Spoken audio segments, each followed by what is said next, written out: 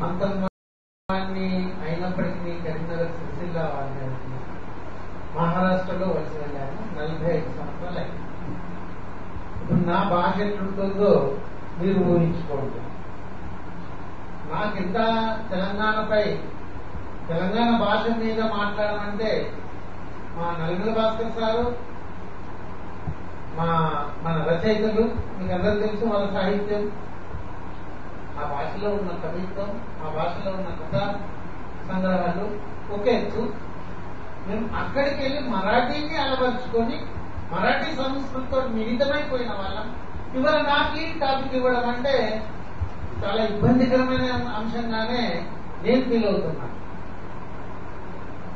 ఇంతమంది అధిరత మహారథులు, భాషా శాస్త్రవేత్తలు తెలంగాణ భాష పుట్టుక, ఎదుగుదల, దాని భవిష్యత్తు గురించి చర్చించాలంటే తెలంగాణ భాష పుట్టు పూర్వోత్తరం నుంచి వెళ్ళాలి. ఒక భాష అసలు భాష పుట్టింది ఎప్పుడు అనేది మానవులు, మనిషి, మానవ సమూహాలు శ్రమ ప్రాతిపదిక నిర్వహించిన పాత్రలో భాషలు క్రమక్రమంగా వికసించినట్టు మన ఎంగెల్స్ గారు చెప్పారు. ఆ భాషా పరిణామ ప్రక్రియలో ఇవాళ ప్రపంచవ్యాప్తంగా భాషలు రకరకాలుగా పెరిగాయి. అందులో మన తెలంగాణ భాష ఎప్పుడు వచ్చింది, ఆంధ్ర భాష ఎప్పుడు వచ్చింది అనేది కనీసం ఒక ప్రాతిపదికమైనా ఉండాలి. ఏ ప్రాతిపదిక? నిజాం కంటే ముందు బోధన గారు మనం అక్కడ ఉన్నారు. అక్కడ నన్నయ్య గారు 11-12 శతాబ్దంలో ఉన్నారు. మొదటి కవి నన్నయ్య అంటే మనం ఒప్పుకోలేదు. మన పాల్గొంటు సోమనాథుని అతను రాసిన విఫలలు అతను మరాఠీలో రాశారు, తెలుగులో రాశారు. అవి మా వద్ద ఉన్నాయి. మరి ఆ భాష ఎట్లా ఉంది? సోమనాథుని మా అందరి శ్రీనాథ్ మన బోధన్ గారు అంటే 12వ శతాబ్దం 11వ శతాబ్దంలో రచనా వ్యాసంగాలు, అంత పూర్వము మౌఖిక సాహిత్యము, రచనా సాహిత్యము ఎప్పుడు వచ్చింది అనే దానికి భాషా శాస్త్రవేత్తలు, మేము బౌద్ధ శాస్త్రంలో పాలీ త్రిపీఠికాలను దాదాపుగా 3 ఏళ్లు పాలీ భాష నేర్చుకున్నాం ముంబై యూనివర్సిటీలో. వాళ్ళు ఫ్రీగా నేర్పుతారు. అదొక మాకు ఒక అవకాశం దొరికింది. ఎందుకు నేర్చుకునే పిచ్చి ఏర్పడ్డదంటే అసలు పాలీ భాషలోనే బౌద్ధం ఉంది. అశోకుడు శిలాశాస్త్రాలన్నీ పాలీ భాషలో రాశాడు. అతను బోధించిన సిద్ధాంతాలన్నీ పాలీ భాషలో బోధించుకుంటూ పోయాడు. మాట్లాడుకునే భాష, సంస్కృతం కాదు. మరి అన్నప్పుడు రాహుల్ సాంకృత్యం లాంటి వాళ్ళు, డిడి కోశాంబి డాడీ తను బౌద్ధ పండితుడు, ధర్మానంద కోశాంబి పాలీ భాషలో అనర్గళంగా నేర్చుకున్నాడు. అంతెందుకు మన గురజాడ అప్పారావు కళింగ యుద్ధం రాయడానికి పాలీ భాష నేర్చుకోవడానికి వెళ్ళి నేర్చుకొని వచ్చారు. అది వేరే అంశం. కాబట్టి ఇక్కడ మన భాషలు ఎన్ని నేర్చుకుంటే అంత పరిశోధన అంశానికి ఉపయోగపడే అంశం. ఇప్పుడు మేము మరాఠీ నేర్చుకున్నాం, మరాఠీలో మిళితమైపోయాం. కానీ ఈ తెలంగాణ భాష మర్చిపోలేదు. కానీ తెలంగాణ భాషలో ఒక కవిత్వం రావాలంటే రాదు. నిన్నదాకా ఉన్నానే మా కరీంనగర్లో చదివే వాళ్ళు ఒక పుస్తక ఆవిష్కరణ పెట్టారు. కానీ ఇక్కడ మాట్లాడుతున్న వాళ్ళందరూ వ్యవహారిక భాషల్లో, పత్రికా భాషల్లో, పుస్తక భాషల్లో మనం మాట్లాడుతున్నాం తప్ప మనము తెలంగాణ భాషలో ఏందే, ఎట్లా, గిట్లా, గోస అది కేసీఆర్ గారు మాట్లాడుతున్నాం. మనం అలాగైనా కేసీఆర్ తప్ప పొగడం లేదు. అది ప్రజలు మాట్లాడుతున్నారు. ఇక్కడ ఉన్న రచయితలు, ఇక్కడ మనం అందరం ఇక్కడ మీ స్టేట్ మీద ఉన్న వాళ్ళం, మా పిల్లలను మీ తెలంగాణ భాషలో మీ పిల్లలను తెలుగు భాషలో పంపిస్తున్నారు, కనీసం ఇంగ్లీష్ భాషలో. ఇవాళ కాపాడుతుంది తెలుగు భాష. మన పేద పిల్లలు, బహుజనులు, కష్టజీవి, ఫీజు కట్టలేని వాళ్ళు మాతృభాషలో పంపిస్తున్నారు. డబ్బు కట్టే వాళ్ళకి అందరికీ వాళ్ళు కూడా కొద్దిగా ఎదుగానే మాతృభాషను అది ఎప్పుడో ఈ భాష చెప్పుకోవడానికి కూడా సిగ్గుతాడు. మధ్యతరగతి వర్గాలు మాతృభాషను నేను నా పిల్లవాడిని మున్సిపాలిటీలో పంపిస్తానంటే ఎంత సిగ్గుచేటో అని చెప్పుకోవడానికి కూడా బయట చెప్పుకోవాలనే పరిస్థితి ఉంది. కాబట్టి ఈ మాతృభాష అనేది ఈ తెలంగాణ తెలుగు మా వంశీ గారు రాశారు దక్కన్లో. ఇది ఎలా ఫోన్లో నిన్ననే మా నల్గొండ భాస్కర్ సార్తో మాట్లాడుతున్నాం.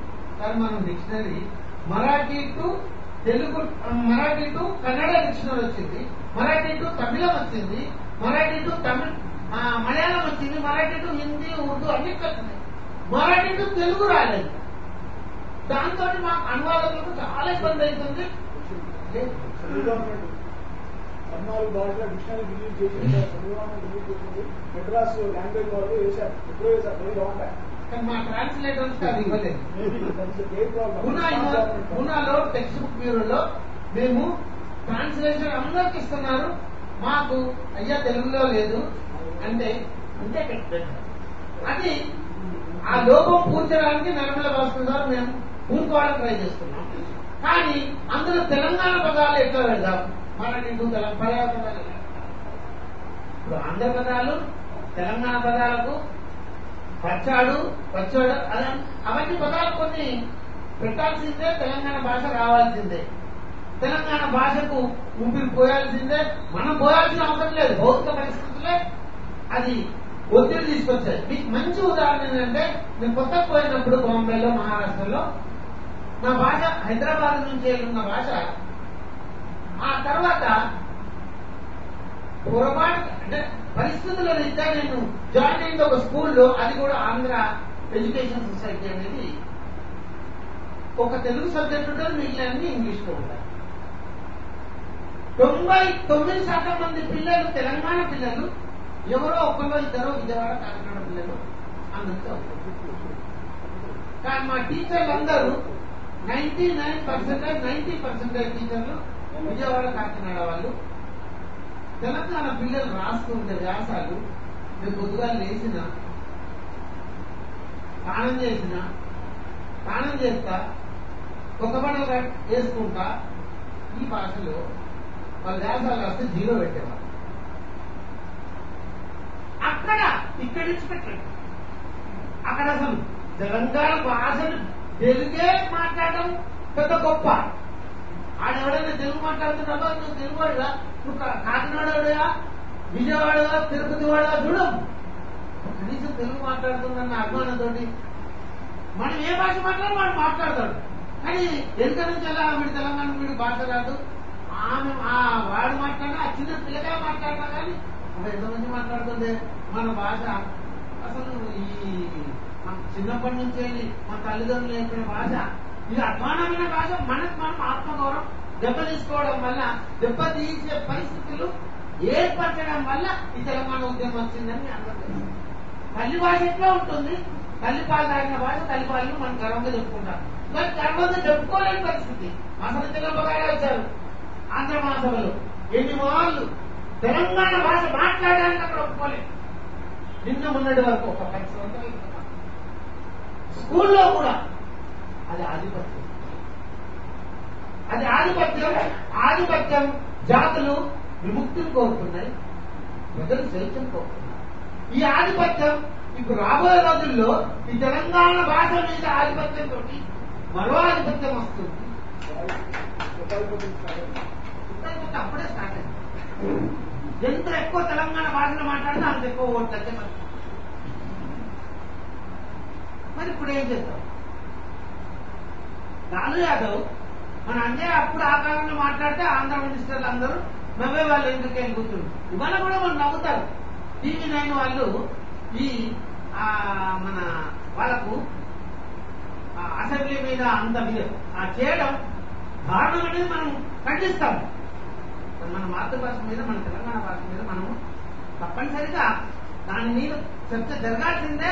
ప్రత్యామ్నాయం ఎలా ఉండాలనేది పరిశోధకులు చాలా మంది ఉన్నారు, చర్చ చేసుకుంటారు. అది తప్పకుండా అది మీ చర్చను కొనసాగించాల్సిందే. ఈ వేదిక మీద బహుశా మాలాంటి వాళ్లకు ఇలాంటి వేదికను ఇవ్వడం, బహుశా మీరు మాకు బొంబాయి నిర్మాణంలో ఎట్లా నిర్మించిన తెలంగాణ బిడ్డలు అంటే గంటాపతిగా 3 గంటలు మాట్లాడగలుగుతాం. మరాఠీ తెలుగు భాషకు మధ్య గల సంబంధం చెప్పమంటే 5 గంటలు మాట్లాడగలుగుతాను. ఎందుకంటే మరాఠీకి తెలుగుకు శాతవాహన కాలం నుంచే ఉంది. శాతవాహన కాలం అక్కడ ధాన్య కటకం, ఇక్కడ పైతల్, నానా సుపాల కళ్యాణ్, రవాణా సౌకర్యాలు. ఆ తర్వాత అక్కడ శాతవాహనలో గౌతమ బుద్ధ శాతకాన్ని అక్కడ కూడా కాదు, 2వ శతాబ్దం ఇక్కడ కూడా. ఆ తర్వాత 15వ శతాబ్దంలో కూడా ఎవరైతే 11వ శతాబ్దంలో ఇక్కడ రచనా వ్యాసంగాలు నన్నే మొదటికవో ఎవరో తెలియదు, కానీ మీరు దాని గురించి మీకు అక్కడ అదే టైంలో జ్ఞానేశ్వరుడు వచ్చారు. కానీ జ్ఞానేశ్వరుడు మేము నన్నేతో పోలిస్తే ఒప్పుకోమని కరాఖండి చెప్పినాం. కోతలతో పోల్చుకున్నాం. కోతలకు నన్నయ్యకు పోలికుంది, సారీ మా జ్ఞానేశ్వరుతో పోలికుంది. అలాగే తుకారాంను వివేక్ మన దేవుడితో పోల్చాలి. కానీ మన తెలంగాణ కవి కాదని మనం అలా తీసేయడానికి ఇక్కడ మనసు ఒప్పడదు. మనం ఎవరితో పోల్చుకుందాం? తెలంగాణ కవి కాళ్ళతో పోల్చుకుందామా? సమకాలికుడు కాదు. అట్లా పోల్చుకుంటే తుకారాంను వేమనతోటి ఒక్కొక్క కవులు అదే టైంలో 11వ శతాబ్దంలో అక్కడ రచనా వ్యాసంగం ఏర్పడింది. ఇక్కడ అక్కడ ఆ తర్వాత మెల్లిమెల్లిగా 15వ శతాబ్దంలో వివేక్ సింధు మరాఠీ తొలి అంటే లిఖితపూర్వక ప్రింటింగ్ మీద వచ్చింది. దాన్ని తెలుగు కొడబెట్టి తెలుగులో అనువాదం చేశారు. అంతకంటే గొప్ప విషయం ఏంటంటే మరాఠీకి లిపిని అందించిన వాళ్ళు హేమంత్ పంత్. అంటే ఆయన పేరు అసలు పేరు హేమాద్రి. ఆయన హైదరాబాద్ నిజాం నుంచి వెళ్ళి వలస వెళ్ళాడు. కానీ వాళ్ళు ఇప్పుడు గర్వంగా చెప్పుకుంటారు హేమంత్ పంత్ మా మరాఠీ భాషకు మూలం. ఆ హేమంత్ పంత్ తోటి మరాఠీ భాష డెవలప్ అయిపోయింది. ఇప్పుడు మనము ఆ హేమాద్రిని జ్ఞాపకం చేసుకోవడం అది వేరే విషయం. అలాగే తుకోజీ భోస్లే తంజావూరు వాళ్ళు శివాజీ కాలం నుంచే లేదు, తెలుగులో రాశారు. రాజులు తెలుగులో రాయడం ఏంటి? తుకోజీ భోస్లే, మా శివాజీ వాళ్ళ తాళాజీ భోస్లే, వీళ్ళందరూ అభిజాత్య సాహిత్యం. ఆ తెలుగు మీరు చూడండి, అది దీంట్లో పెట్టారు ముంబై యూనివర్సిటీలో. అంతెందుకు ఆధునిక సోమనాథ్ బసవ పురాణం పెట్టారు. అందులో 2 వాక్యాలు మరాఠీలో, 2 వాక్యాలు తెలుగులో. దింపదం అంశ మరాఠే మానస్ గగన్ మరాఠా అని మరాఠీలో వస్తుంది. మన తెలుగులో మా తెలుగు మా బసవరాజ అనుకుంటూ పోకుంటుంటారు దింపదలో. ఆ పద్యాలు ఇప్పటికీ తెలంగాణ వచ్చినాక కూడా కనీసం పాల్కొట్టి సోమనాథ్ తీసుకొస్తారా లేదా అనేది ఆ తర్వాత అంశం. కానీ ఇవాళ తెలంగాణ భాష అర్థం కాదు. అంటే ఆనాటి వ్యవహారం తర్వాత మారిపోయింది. మీరు దాని గురించి భాషా పండితులు కాబట్టి మీరు చెప్పగలుగుతారు. మాకు తెలిసిన మరాఠీని మేము చూస్తే ఆ కాలంలో పాల్కొట్టి సోమనాథ్ అంత బాగా రాశాడంటే మరాఠీ తెలుగు అర్థమవుతుంది. బసవయ్య అంత స్పష్టంగా అర్థం చేసుకున్న తెలుగు ఇవాళ మనకు తెలంగాణ భాష ఏ రూపంగా మారిపోయింది? నిజాం వచ్చినాక మారిందా? నిజాం కంటే రాకముందా? నిజాం తర్వాతనా? అది చరిత్ర పరిశోధన తెలిసారు. అంత పూర్వము పోతుంది స్పష్టమైన భాష, అందులో తెలంగాణ పదాలు ఉన్నాయి. అంత పూర్వము మా కొండరెడ్డి అనువాదం చేసిన ఆంధ్ర మహాభాగవతం మరాఠీలో అనువాదం చేశాడు అద్భుతంగా. అలాగా ఒక భాష, ఒక ప్రాంతం ఉన్న భాషకు ఇంకో భాషకు అనువాదకులు, ఇక్కడికి అనువాదకులు మేము అక్కడికి వెళ్ళాక మాకు మరాఠీ సగం పదాలు వస్తాయి.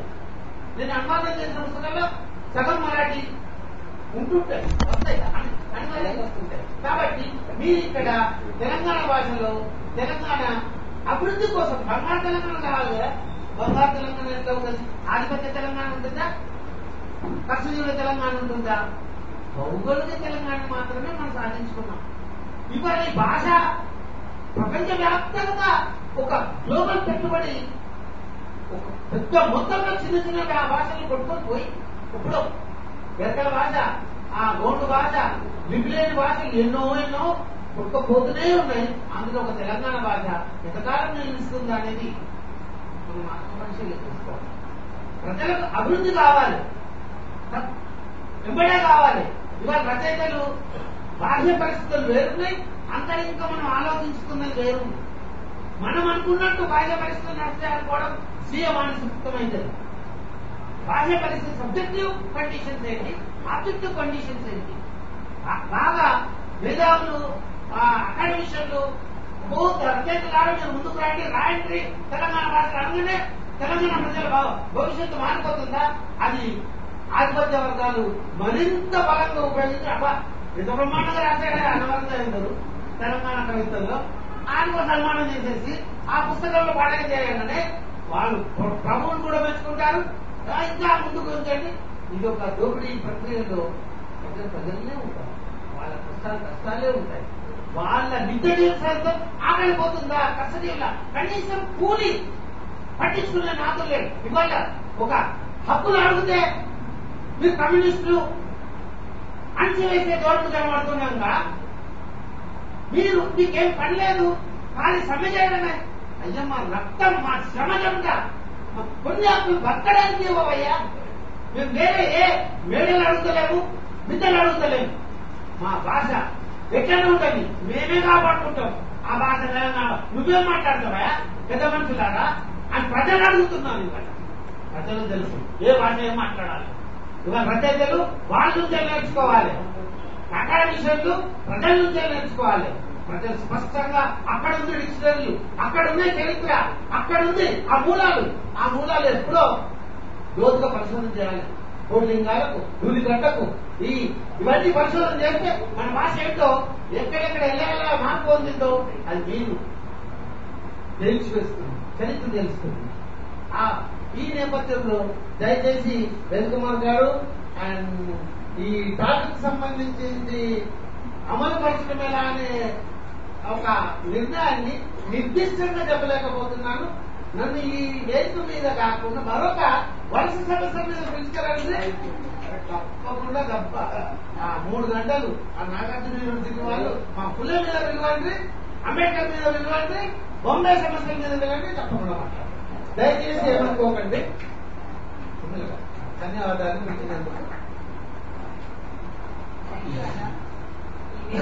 సరిపోనంటే చాలా